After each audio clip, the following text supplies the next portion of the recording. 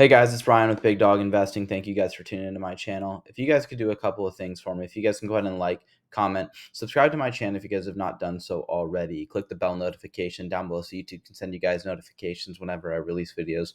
Watch my videos all the way to the end. And if you guys could share my videos and share my channel with anyone, I'm trying to grow my channel as much as I can, and I definitely need your guys' help in doing so. Getting started today's gonna be Friday, April 7th. In this video, we're going to talk about how the IRS ended up hiring some new employees. We're going to be talking about what's going on in cryptocurrency, as well as Biden is now being investigated for his finances. So a bunch of banks were subpoenaed. So make sure you guys tune in all the way to the end of this video. And at the end of the video, we're going to talk about how David Schwartz just clarified some few things about XRP and the ledger. So again, make sure you guys tune in all the way to the end. The total market cap for all cryptocurrencies right now is $1,185,000,000,000. This is a 0.46% increase on the day. Bitcoin right now is currently trading at 28,100, Ethereum $1,874, and XRP at 51.2 cents. Getting into our biggest gainers and losers. Biggest gainers on the day. FEI is going to be up 9.6%. CHZ is going to be up 6.3%, and Filecoin is going to be up 5.6%. Our biggest losers on the day is ING down 7.4%. Lido Dow LDO is going to be down 2.8%, and then Maeto is going to be down 2.5%. So overall, we're doing pretty good. We were just where we were at probably about 2 days ago. So we're kind of having just some trends up and some trends down. So if you guys do get into the markets, hopefully, again, no financial advice. You do it when it's a little lower, watch it go up. If you guys choose to sell some, you guys can. Again, you guys make your guys' own decisions. But there are a lot of people in here right now that are making money, but there are still people in here right now who are losing money. Getting into our Watcher Guru news, U.S. Treasury says decentralized crypto markets threaten national security. I don't know how technically a cryptocurrency market's going to threaten national security. It's just a way of being able to have more control over your guys' own individual finances. We'll see what happens with this. So maybe there's a little bit more clarification that the U.S. Treasury Department can come out and say. But from what most individuals have seen, it actually doesn't threaten any national security. If anything, it maybe threatens your individual finances, because a big bank or institution doesn't necessarily have these security measures in place on your guys' own. But these big banks and institutions do have security measures in place to stop fraud. That's where I could see it maybe threatens individual security, not really at the national level. This one was really crazy. So there's a bunch of protests going on in Paris right now due to their pensions. BlackRock technically runs a lot of their pension programs, but their leader, Macron, he ends up coming out and wanting to basically get rid of the pension program. He kind of did this around getting a vote for it. So it hasn't officially been signed into law yet, but a lot of individuals are taking to the streets. But 10 trillion asset manager BlackRock, Paris's headquarters taken over by protesters. So there's a bunch of fires going on. I don't believe that they actually burned the building down, but they did surround the place. They caused a little bit of damage. But they're trying to prove a point that, they're not going to be taken over. The people are going to decide what's going to happen with their pension programs, and the leaders and the government officials aren't going to basically mismanage their funds. Because imagine if you went to work for a company for 20, 30, 35 years and you were supposed to receive a nice pension, and then immediately right before you're about to retire, your government comes in and says, sorry, what you've been working for is now gone. You're no longer going to get the money that you were promised. You'd be a little upset too. So I can see why that they're doing this. The United States has moved away from the pension program for private companies. I know if you ever are in the military or you work for the federal government or even at states, if you work for like any type of government agency, you're going to be taken care of. They still keep their pension programs. They've just extended the years. I know the military went from 20 to 25 years, and a lot of cities and states are doing a point system. So depending where you're at, you have to receive a certain number of points based on age and then years of service. The IRS to hire 30,000 new employees with additional $80 billion in funding to increase tax enforcement. This is really interesting because Gary Gensler met with the Senate committee to talk about this and getting new funding for new employees for his agency with the SEC. But now the IRS is receiving some funding also. So now you have the SEC getting more money to track down supposed criminals.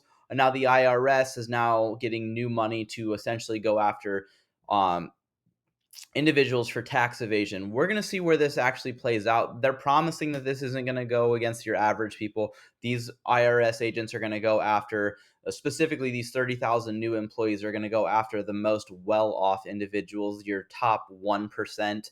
Not your top 1% of your 1%, but the top 1% most likely is what they're saying. But everything that's coming out and being shown is realistically it's coming back to us. So if you guys are misrepresenting your guys' taxes, you guys are going to get it's going to get shown by the IRS. I talked about in my last video, a lot of individuals aren't actually paying their taxes for cryptocurrency. It says there was a report that said almost nearly zero individuals paid taxes on their cryptocurrency gains. So we'll see what happens and what type of ramifications come from that here in the near future. Twitter officially removed the Dogecoin logo from its website. When they did this, the price started to drop down. Bitcoin was trending down also during this time. So, partly to blame was Bitcoin dropping, but a lot of individuals buy and sell things based on news articles and what's going on. There's a term buy the rumor, sell the news. Officially, when Dogecoin, the Doge dog got put as the Twitter logo right here. If you guys look at my computer screen right here, this was the Dogecoin for a little bit. In the first 5 minutes, it was Dogecoin was roughly up about 18%. In the first 24 hours, it was roughly up 33%. And then after the logo got removed, it's been trending downward, roughly down about 15% from where it was at. But this just shows, like, how much power and manipulation and influence one individual, Elon Musk, technically has on a whole coin and cryptocurrency. So make sure that you guys invest at your guys' own discretion. European Central Bank President reveals plan to launch a digital euro, a CBDC, central bank digital currency. Says there will be more control over payments. With a central bank digital currency, obviously there's going to be a little bit more control. The government's going to be able to come in and technically seize assets a lot easier than they would be able to if the central bank is controlling it. Some people are for CBDCs, some people are against CBDCs. I'm indifferent on it right now because I can see the upside, especially with fees and stuff like that. It's a lot easier to process transactions. It's a lot more communication wise. You're able to see those digital transactions on the blockchain network.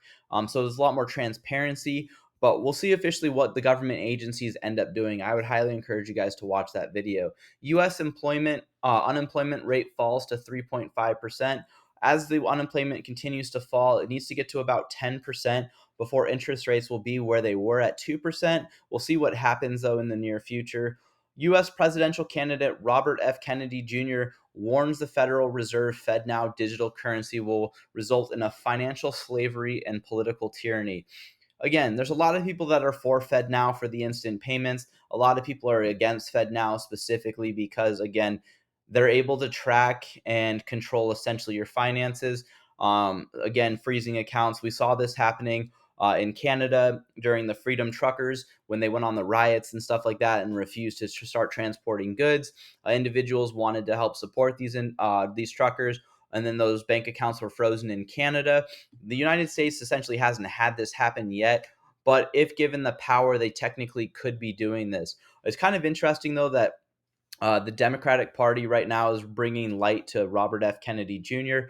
I believe he did enlist that he's going to be running for president, and they're tarnishing Biden's name right now recently. We'll talk about that here in a second, but be on the lookout. He might be the Democratic candidate running for president in this 2024 election.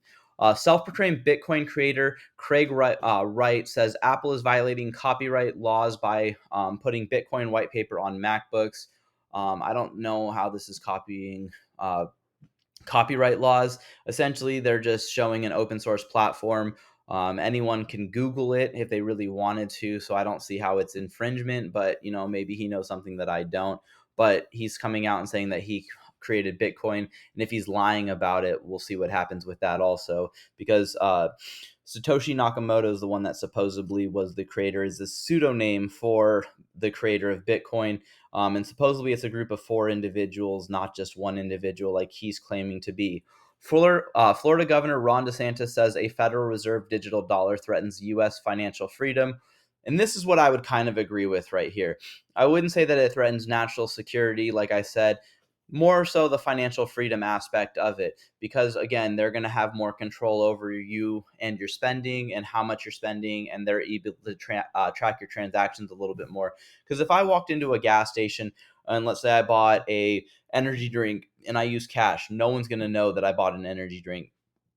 But if I end up using my credit card, or let's say if cryptocurrency gets involved later on, all those transactions are tracked. So a SKU number could be basically be added to the currency or the transaction that I made. So it's easier to track and basically have more control. And then this is what the data that they would use to collect to basically come up with new advertisements and stuff like that. Because we see this happening with our phones. If we talk about certain things, our phones will pick it up, and we'll see advertisements for those if you're scrolling through like Instagram, Facebook, or Twitter or something like that. Thailand opposition leader promises $300 in crypto airdrop per citizen if elected prime minister in May. This, in my opinion, is completely wrong. Individuals shouldn't be paying for votes. This should be highly illegal. We'll see what happens and comes of this. Arkansas passes bill to protect Bitcoin and crypto mining. This is great seeing more states adopting this. I know Texas was another one that did adopt some laws related to cryptocurrency. Texas Senate proposes bill to create a state-issued gold-backed digital currency. We'll see what happens. There's already cryptocurrency that is pegged to gold. We'll see what happens, though, if Texas ends up having a state-issued gold-backed digital currency, though. That would be very interesting. And this is what I was talking about right here. And this is what I mean, that the Democrats right now are trying to tarnish Biden's name right now. Bank of America, JP Morgan, and other major banks subpoenaed over President Binance's family financial records. So we'll see how much actually records they actually do receive. This will be really interesting to see if it's true, what's come to light of all of this, and his business dealings overseas with multiple other countries, especially ones that obviously have been very apparent. Again, we've seen just recently the attacks against former President Donald Trump getting arrested and pleading not guilty to 34 felony counts. Are they trying to tarnish his name also now because of this? Are basically the leaders that be trying to get new blood into the political system and get rid of Trump and Biden? We'll see what happens, though. Classified documents detailing U.S. national security secrets on Ukraine, the Middle East, and China have leaked on social media sites, New York Times reports. This is really interesting because how does all of this stuff actually leak? Was it somebody that was actually working for these agencies that ended up leaking them? There didn't say that there were any hackers that were involved with this. It's going to be really interesting. If you guys want to, you guys can search for this kind of stuff and see it. Everything's open source. It's really hard to get a lot of this stuff taken down, especially after people take screenshots and stuff like that and then repost them. And then more people are going to keep on reposting. This one was really bad, and it just shows how bad our government is right now, especially our executive branch. So, right here, this guy comes out and says that he has this is what happened when essentially we were leaving Afghanistan. You guys know about the bombing. You guys heard about it, where a lot of our military, I think it was 12 military members, were left dead. With this guy comes out and says that we did not essentially leave millions and millions of dollars worth of stuff in Afghanistan. They just didn't do it. There's a bunch of videos online that shows there's a bunch of tanks, weapons, ammunition, almost anything you guys can think of that were left in hangars in the military bases. And he comes out and says that we didn't leave that stuff there. Essentially, we donated it to the Afghan freedom groups, and then essentially that it was their doing. And essentially, if it was ever taken, now it was technically theirs. He comes out and again blames Trump for this. This is what we've seen several times. Again, that these government right now is basically pushing everything on Trump. They're not taking any accountability for anything that has gone on in office. But essentially coming out and lying and saying that, oh, we donated it to the Freedom Afghanis, and technically we were going to leave it anyway because it was theirs, not ours anymore. If we took it, it would technically be stealing. It's completely ludicrous. That's so much money. And then now these individuals have these US military grade weapons that if we ever did go back to war in Afghanistan or Iraq, all of these weapons are going to be used against our own military personnel. So this was a really terrible look that we did this, and then now coming out and lying about it. Senator Ron Johnson to Janet Yellen, you are going to drive the debt to $50 trillion. Yes, but I would highly encourage you guys to watch this video. She comes out and explains that basically it's okay that we're leaving the debt and driving it up to 50 trillion. So right now we're $32.2 trillion in debt. Essentially by 2030 we're going to be $50 trillion in debt. And Janet Yellen says it's okay because the interest on the debt is going to be a little bit lower. So technically it's going to be easier to pay back over time, which is completely BS. We are totally mismanaging our financial markets. I can't just go out and buy a house and then say, oh, well, my house is, over under right now on its loan. Let me just go out and buy another house, and then I'll take out a lower interest rate and hopefully be able to pay it back while still continuing to drive up the debt. My house would be foreclosed on, my assets would be taken away, I'd have to file for bankruptcy. Our US right now is totally ruined in the financial markets. Janet Yellen needs to resign, Jerome Powell needs to resign from his position, and we'll see what happens. But this is where our federal government is basically destroying our economy, and we are the ones paying the consequences for it because they get a nice cushy salary for what they do. These senators are getting $174,000 a year, I believe. I don't know how much Janet Yellen's making off the top of my head, but I believe it's in the six figures. This one is really interesting, and I want to point out it says, why earn 0% in a checking account when you can earn a whopping 0.01 in a savings account? So, a lot of people are going to banks right now and depositing their money because essentially the banks will keep your money safe, as well as you guys get a nice APY on your money that you put into the bank. Now, what the banks do is they go out and they reinvest your money and they hand it out in loans. This is what's been causing a huge issue with our banking institutions failing because they've loaned out too much money. So when customers come in to get their money, there's no money to be given. Now, I truly believe that what's going on right now in digital assets is because you can get a nice APY on a cryptocurrency that's a stable coin higher than the interest rates that the banks are going to give you, and even higher than what the US bond treasuries are giving you right now. So essentially, you can get anywhere from 1 to up to, I think the highest I've seen is 12%. Now, those 12% are really high risk stable coins. A lot of them have failed just recently. But getting a nice APY on your money on a cryptocurrency is the reason why I think that the SEC and the federal governments right now are really trying to tarnish the names of cryptocurrency because these financial markets, these banking institutions are the ones that are going to fail because of it. Right here, listen to Rosie Rios talk about the USD tether not being pegged one-to-one with USD, head on a swivel. So if you guys are invested into USD tether, this is a stablecoin on the Tron network. Justin Sun, who is the creator of Tron, he's having huge issues right now. He's being investigated by the SEC, but who isn't? So make sure you guys invest at your guys' own risk right here. But it says Tether's not backed one-to-one, only 268 million ounces of gold in our reserves. For those of you guys that don't know, Rosie Rios right here, she was the 43rd treasurer of the United States. She was the one that printed out the bunch of the money, especially during the for the stimulus checks that we're giving out. So if you guys look at your guys' $100 bills that are in your guys' wallet, the majority of them will have her name on it because as your older bills enter the banking institutions, they're basically destroyed. And these new ones with Rosie Rios's names are on it. So she has a lot to say, and she's very intelligent, and she knows the financial markets. She's now on the board of Ripple, so this is the reason why I do think that XRP and Ripple is going to continue to succeed. Because why would a treasurer of the United States, or let's say former treasurer of the United States, join a cryptocurrency company knowing that it was breaking securities laws and a fraudulent company? Nobody with integrity would do that. Rosie Rios in 2022 came out and says that the train has already left the station on cryptocurrency investing. So if you guys have not already entered the cryptocurrency space, you're falling further and further behind. We're up in money where we were from 2022. So if you invested early on in 2022, we can see that we're still up a little bit. Some people are still down, though, just depending on what cryptocurrencies you were currently invested in. But this is a great article to read. Again, everything's going to be in the comments for you guys. Right here, interesting how the CEO of SBI said every bank in Japan will use XRP by 2025. He didn't mention a private version of the XRPL, which is the XRP ledger. So basically, what he's saying is everything's going to be running on the XRP ledger. It's not going to be a private ledger specifically meant for, let's say, specific countries, and that's where a lot of individuals will see money put into the cryptocurrency space on XRP, and those prices will rise.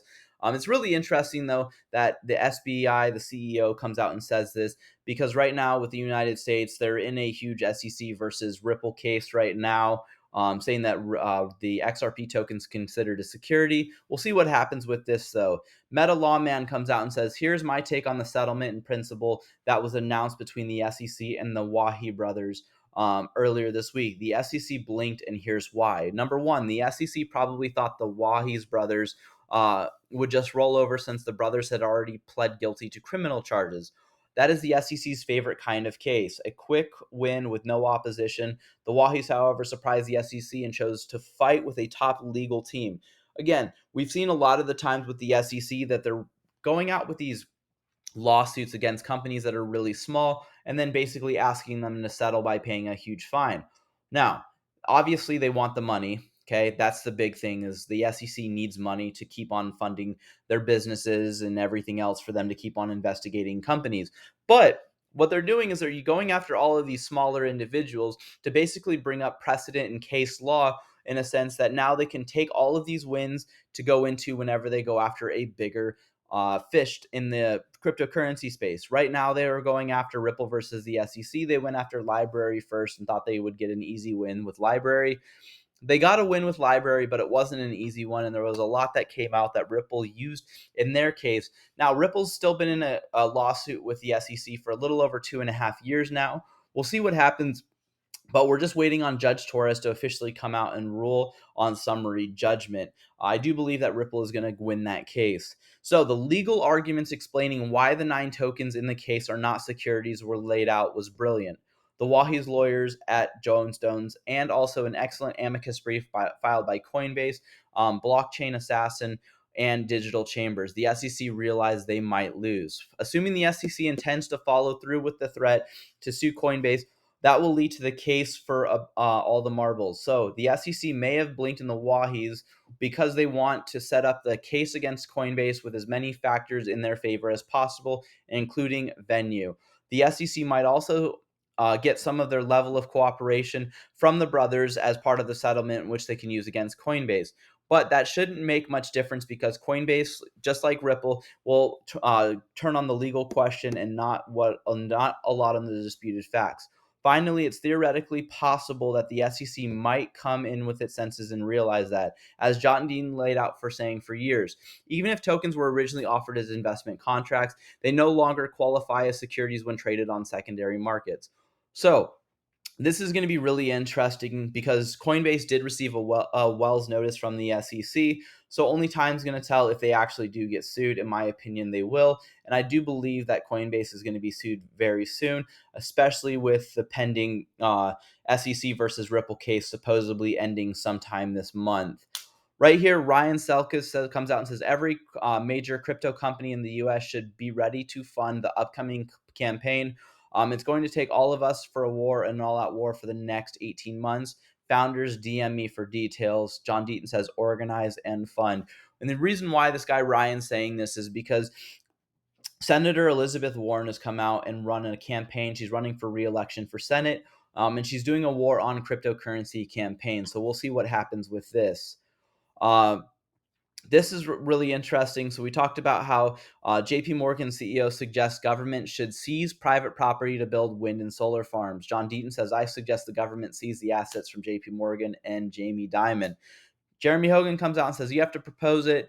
That makes it seem like a lawful thing and not just trying to steal stuff. And this is really interesting because these two individuals are really prominent lawyers, especially in the cryptocurrency space. They give us a lot of useful information, and they're just poking fun right now because right now the SEC is doing a lot of this basically just proposing things and then just ruling by it. And what I mean by that is right here, Gary Gensler. He says there's nothing incompatible with the crypto markets with the securities laws. A goal of our work at the SEC is to bring this field into compliance. That way, investors get the same time tested protections that they get elsewhere in the markets. This is where he has a little another sit down interview. This is where he's still basically making all of these videos, all of these gags, his little glasses on, April Fools and stuff like that. The BS shenanigans that he's doing, instead of actually operating and coming up with clear rules and regulations for cryptocurrencies, as well as, he's promising if you guys come in and just talk to us, sit down, talk to us, we'll help you guys come into compliance.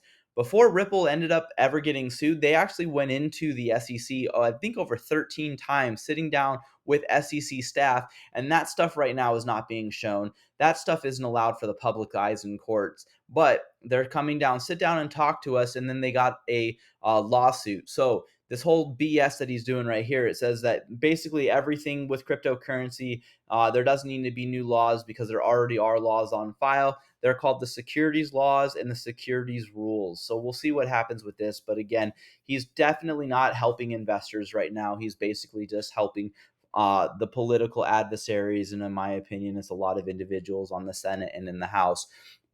Right here, Dubai is the crypto capital of the world. This crypto lawyer says regulations are being passed. What you don't want happening is happening what's now in the US is the ruling by enforcement. Digital asset investor says this is what it looks like when your government leaders actually want your country to prosper. Because right now we're falling behind. The US is falling further and further behind in the asset space, in the financial markets. Eventually, we've seen our US dollar continue to fall time and time again recently. And this is going to help us if we are able to use cryptocurrency because they're faster, cheaper payments. Right here, this is a great interview. SEC Chair Gensler is a bad faith regulator, states GOP majority whip.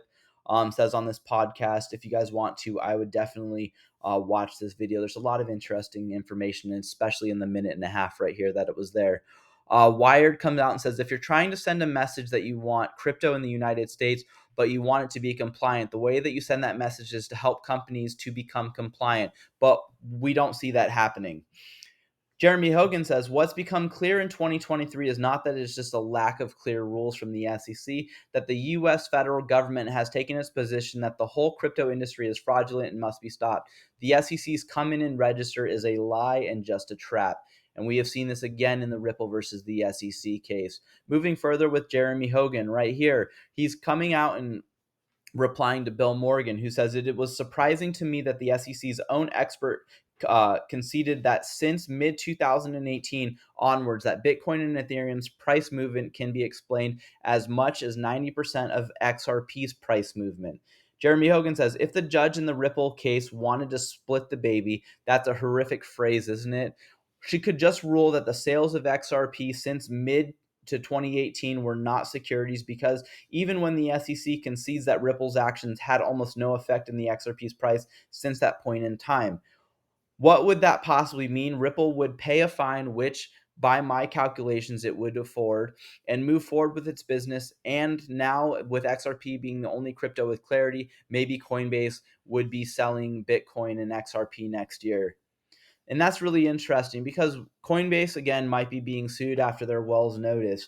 But eventually, we'll see what happens with this case. Again, he's only coming out with his suggestions. I do like listening to Jeremy Hogan. He came out with a huge legal briefs thing on YouTube on the Ripple versus the SEC case. He unfortunately hasn't made a video recently, so we'll see what happens. The last thing that we're going to go through, you guys can read this, though. David Schwartz comes out and he clarifies that all of these things are true. There's 1 through 10. We just don't have time in the video for me to finish it on the XRP ledger and how it's beneficial and it's going to prosper. If you guys can invest with a big dog, stay on the porch. Thank you guys and have a good one.